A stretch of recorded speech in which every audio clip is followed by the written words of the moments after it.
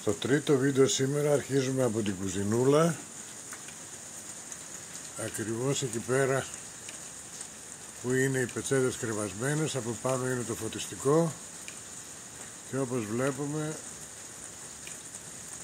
στάζει συνεχώς και αναγκαζόμαστε να βάζουμε το χ από κάτω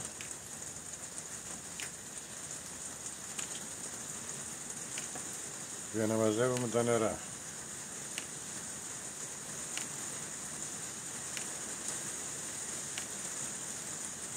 Και πάμε τώρα και στο άλλο το μέρος, εδώ μπροστά προς την πόρτα που βγαίνουμε έξω.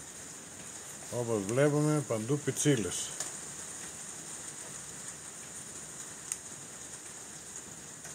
Και κάτω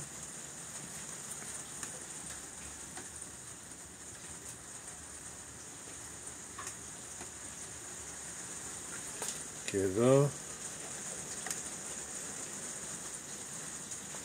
και εδώ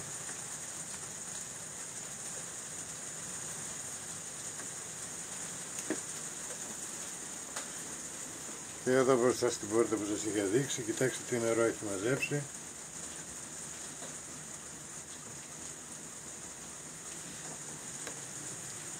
Και στη γωνία προς τις σκάλες.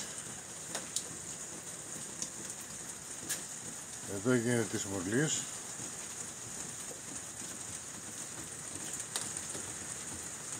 Εδώ τρέχει σχεδόν ριάκι.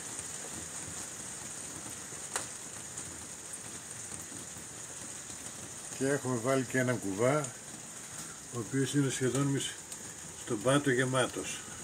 Έχει γεμίσει νερό.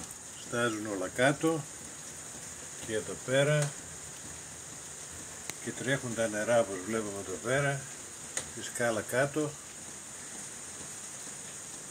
και απέναντι και το κλιματιστικό που στάζει συνεχώς. Και εδώ στάζει.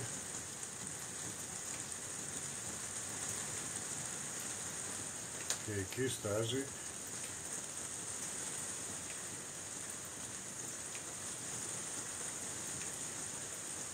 Βλέπουμε εδώ πέρα και τα βαθουλώματα που έχουν γίνει στα σεντόνια που μαζεύουν το νερό.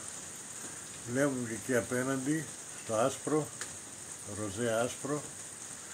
Βλέπουμε και εδώ πέρα επίσης αυτό το ανοιχτό που φαίνεται στο βίντεο, είναι το νερό που μαζεύει. Όλα αυτά είναι εδώ επάνω στη ταράτσα που έχουμε κάνει το σκέπαστρο.